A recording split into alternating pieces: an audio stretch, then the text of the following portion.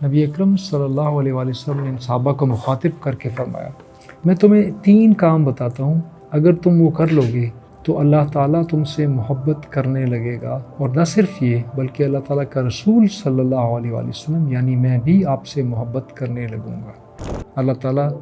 اس کے مقبول شدہ لکھے ہوئے اعمال کو ایسے ضائع کر دیتا ہے جیسے سورج برف کو پگھلا دیتی ہے۔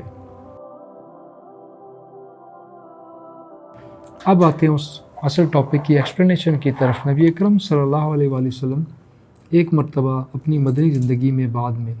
ایک مرتبہ وضو فرما رہے تھے، تو آپ کا وضو کا پانی زمین پر گرتا نہیں تھا، اس سے پہلے ہی کوئی نہ کوئی صحابی اپنے ہاتھوں سے ایسے لپ کر کے، اس کو لپ کہا جاتا ہے، اس کو زمین پہ گرنے سے پہلے اٹھا کے اپنے چہرے پہ ڈال لیا کرتے تھے، پی لیا کرتے تھے اور اپنے جسم پہ ملا کرتے تھے، اور یہ بہت سارے صحابہ یہ کام بار بار کرتے ہوتے تھے۔ جب بھی پبلکلی نبی کریم صلی اللہ علیہ وسلم وضو کرتے تھے، لوگوں کو یہی سین دیکھنے کو ملتا تھا۔ حدیبیہ میں ایسا ہوا، بہت سارے مقامات پہ ایسے ہوا۔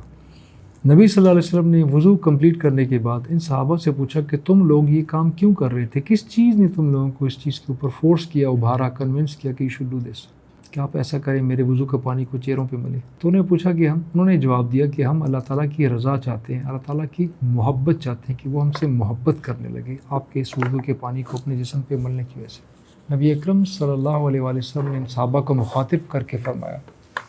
میں تمہیں 3 کام بتاتا ہوں، اگر تم وہ کر لو گے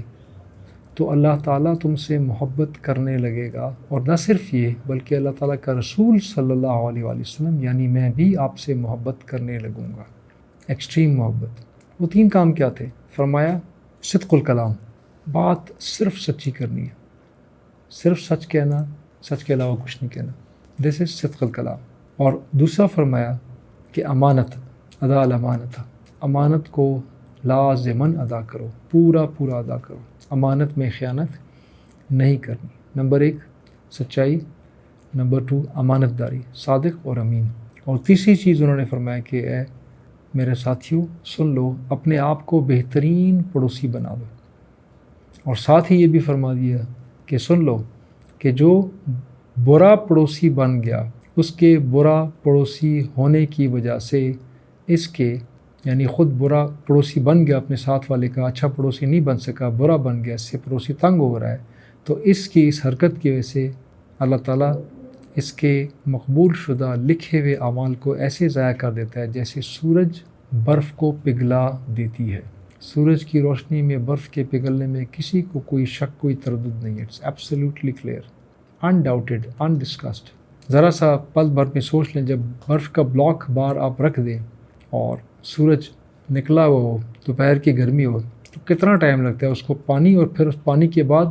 انویزیبل چیز میں تحلیل ہونے میں، کہ جہاں پہ وہ پانی بھی آپ کو نظر نہیں آتا، there is nothing visible on the ground, وہ بھی بخارات میں ایواپوریٹ ہو کے اڑ جاتا ہے۔ یہ آپ کے ان اعمال کے ساتھ ہو جاتا ہے، ہمارے ان اعمال کے ساتھ ہو جاتا ہے جب ہم پڑوس میں اس شخص کے ساتھ، پڑوسی کے ساتھ اچھے نہیں ہوتے۔ معاشرت، how to live, sociology, how good I am in the family, how good I am in the neighbourhood, how good I am in the office,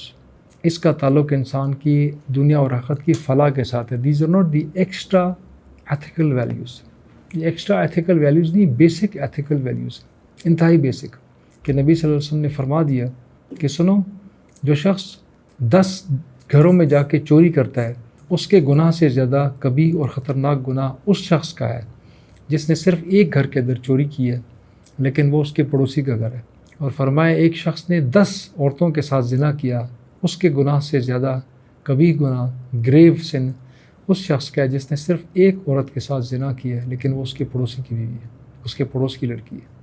پڑوسی کے ساتھ بددیانتی کرنا نارمل بددیانتی سے بہت زیادہ بڑا گناہ ہے، پڑوسی کے ساتھ بد اخلاقی نارمل بد اخلاقی سے بہت بڑا زیادہ گناہ ہے۔ بازار میں کسی عورت کی طرف غیر محرم کی طرف دیکھنا اور معنی رکھتا ہے، پڑوس میں کسی کی بیوی، بہن، بیٹی کی طرف دیکھنا بالکل مختلف معنی رکھتا ہے، کیونکہ اس کے ساتھ زنا کو اگر 10 گنا سے بھی زیادہ بیان کر دیا ہے، اور ایک دوسری حدیث کے اندر تو اس کا تذکرہ ہی نہیں کہ کتنے گناہ زیادہ ہے، فرمایا کہ جو کبیرہ ترین گناہ جو ہے ان گناہوں میں سے ایک یہ ہے کہ تو اپنے پڑوسی کی بیوی کے ساتھ زنا کر بیٹھے۔ Adultery, extra marital physical relationship with the neighbours, daughter, wife, sister, any woman in the neighbourhood. پڑوس جب آپ کے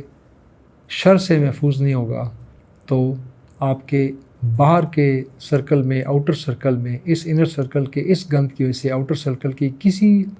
نیکی کا وہ ویلیو نہیں رہے گی جو اس کے علاوہ نارمل بندے کے لیے ہے۔